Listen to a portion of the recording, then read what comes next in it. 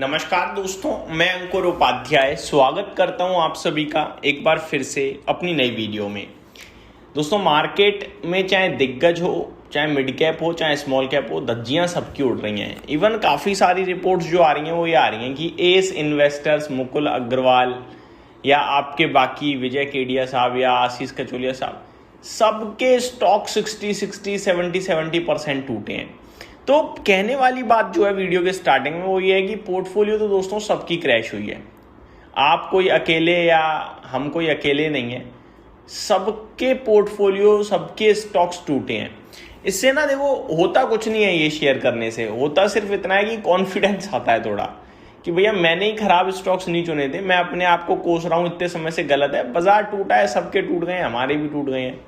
बस वही वाली स्टोरी है कि आपके अकेले के घर की बिजली जाएगी तो परेशान होना बनता है, पूरे गांव की बिजली गई है तो आपका क्या कसूर, उसमें तो ऊपर सरकार जो करेगी करेगी, आप तो कुछ नहीं कर सकते, है ना। तो वही केस है यहाँ पे कि पूरे बाजार में गिरावट आई है, सारे स्टॉक्स टूटे हैं। अब जब स्टॉक्स टूटे हैं तो नॉर्मली ना मार्केट क्या होता है, डायरेक्शनली या थीम वाइज चलता है। यहाँ पूरा मार्केट ए से जेड टूटा है भाई साहब। ये इंटरेस्टिंग पार्ट है इस गिरावट की। देखो, दिग्गज की बात करूँ तो दिग्गज में आपका HDFC बैंक देख लो उठा के, दिग्गज में आपका रिलायंस इंडस्ट्रीज उठा के देख लो, ICICI बैंक उठाकर देख लो, इन सब की धज्जियां उड़ी हैं भाई साहब, ठीक है। वहीं अगर स्मॉल कैप की बात करूं तो क्या ही बात करूं, आप सभी को तो पता ही है क्या बुरा हश्र हुआ है। सिमिलरली मिड कैप इंडेक्स में भी और मिड कैप स्टॉक्स में भी। अब सवाल ये नहीं है कि ये सब गिर गए हैं क्या करें, ये सवाल ये है कि इनमें से क्या चलेगा। तो एक सिंपल जवाब ये है कि सब चलेगा। पहले लार्ज कैप चलते हैं नॉर्मली, फिर मिड कैप और फिर स्मॉल कैप। लेकिन जिस कदर पिटाई पड़ी है ना, ये संकेत दे रहे हैं कि सब चलेगा और इंस्टेंटली चलेगा। लेकिन वो जो इंस्टेंटली जंप आएगा ना वो टिकेगा नहीं।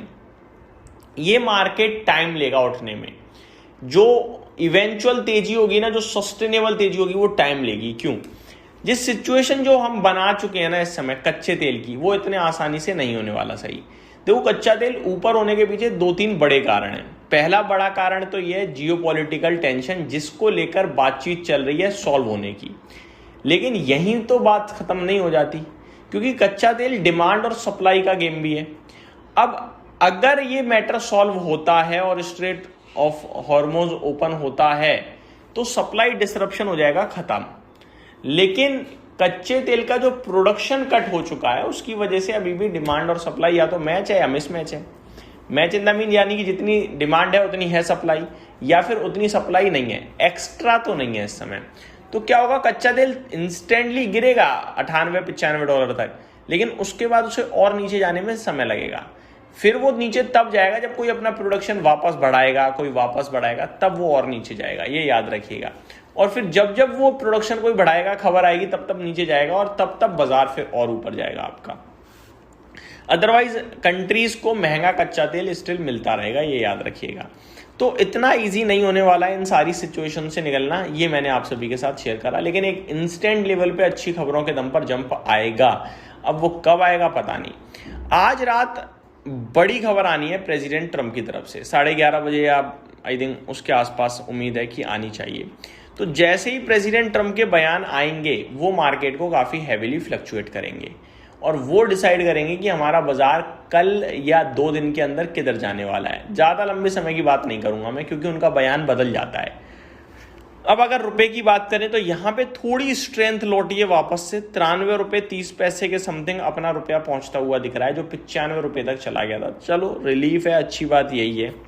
कच्चे तेल की बात करें तो यहाँ कोई रिलीफ नहीं है। आप सीज फायर की बात कर रहे हो, ठीक है, लेकिन सीज फायर को लेकर ईरान एग्री मुझे नहीं लगता हो रहा है उसके कमेंट्स को देखते हुए। और अगर आप इसी बीच में कच्चा तेल देखें तो ये भी वही गिर नहीं रहा, लो हरे निशान में आ गया, %0.5 ऊपर ही खड़ा है ब्रेंट क्रूड इस समय भी, $110 प्रति बैरल के पास पहुंच गया है। अब अगर आप कच्चा तेल देख रहे हो तो आपकी जो आज की तेजी है वो बिल्कुल जस्टिफाइड है ही नहीं, क्योंकि कच्चा तेल ये मान रहा है कि मैटर सॉल्व नहीं हो रहा और मार्केट ये कह रहा है सीज फायर आ रहा है और मैं इंपॉर्टेंस कच्चे तेल को दूंगा। मेरी नजरों में सीज फायर नहीं आ रहा है, ये मैटर और अभी खिंचेगा। या तो डील आपको थोड़ी और स्ट्रॉन्ग लानी पड़ेगी या मैटर खिंचेगा। ऐसा मेरा मानना है। और कच्चा दिल जब तक साइन ना देना मैटर सॉल्व के या डाउन नीचे जाने के, तब तक आप बाजार को लेकर पॉजिटिव नहीं हो सकते हो। क्लियर कट जवाब है मेरा। अगर आप बात करें अमेरिका के बाजार की, तो ये आपको हरियाली में दिख रहा है और ऊपर खुलने के संकेत दे रहा है। बट ठीक है, अच्छी बात है, लेकिन इसमें मैं ज़्यादा बिलीव अभी करूँगा नहीं। शाम को जब अमेरिका में प्रेसिडेंट ट्रम्प का बयान आएगा, उसके बाद ही डिस्कस करेंगे कि इस तेज़ी पे हमें कितना भरोसा करना है, कितना नहीं करना। स्टॉक स्पेसिफिक बस इतना ही कहूँगा दोस्तों, ये समय बहुत ख़राब है लेकिन भाव बहुत अच्छे हैं। आपके पास पैसा है तो ज़रूर टुकड़ों में पैसा लगाइए, होल्ड कीजिए, एक्यूमुलेट कीजिए, होल्ड कीजिए, एक्यूमुलेट कीजिए, बस।